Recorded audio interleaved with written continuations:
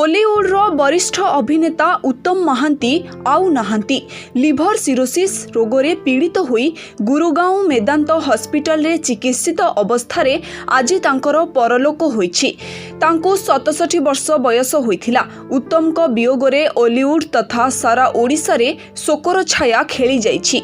गत 6 तारिख रे स्वास्थ्य अवस्था अधिक बिगिड़िबारु तांको भुवनेश्वर किम्स हॉस्पिटल रे भर्ती करा जाइथिला।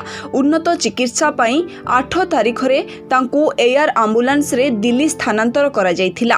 सेठारे तांकर लिभर सिरोसिस सह निमोनियार चिकित्सा चलिथिला। सारा राज्य रे शह शह प्रशंसक तांकर आरोग्य कामना करथिले।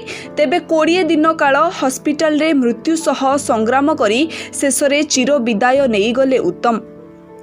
तांकर परलोकरे ओलीवुड रे एक जुगर अवसान घटिला। राष्ट्रीय मर्यादा सह तांकर शेषकृत्य संपन्न हेबो बोली मुख्यमंत्री घोषणा करिसेंती। 23 डिसेम्बर 1958 रे बारीपदारे जन्मग्रहण करथिले उत्तम। प्रथमरु अभिनेता हेबार लक्ष्य नथिले मध्य 1977 मसीहारे से अभिमान चलचित्र रे ओडिया सिनेमा जगतरे पाद थापिथिले।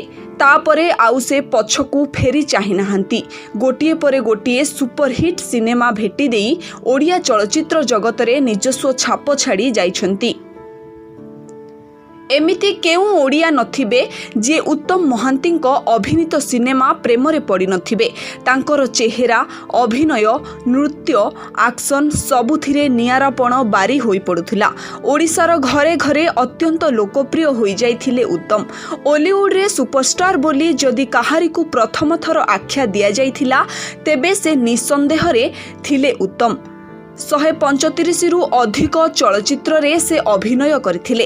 एहा सह अनेक सुपरहिट बंगला चलचित्र रे से निज अभिनयर स्वाक्षर छाड़िछंती। व्यक्तिगत जीवन रे उत्तम अत्यंत भद्र अमायिक थिले। 4 दशंधिरु अधिक समय धरी ओडिया सिनेमा जगत रे छाई जाइथिले उत्तम। तांको अवदान को स्वीकृति जणाई उभय सरकारी और बेसरकारी स्तर रे बहु अनुष्ठान तांको सम्मानित करिसेंती। से जयदेव पुरस्कार समेत 4 थर राज्य चलचित्र पुरस्कार पाइथिले। दंडा बाळुंगा, झियोटी सीतापरी और फूल चंदन पाई श्रेष्ठ अभिनेता एवं तो बिनु अन्य गति नाही पाई श्रेष्ठ सह अभिनेता पुरस्कार पाइथिले।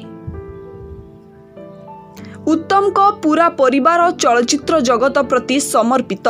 तांको पत्नी अभिनेत्री अपराजिता महांती और पुत्र अभिनेता बाबूसान महांती अभिनय जगत रे बेस सफलता पाइछंती।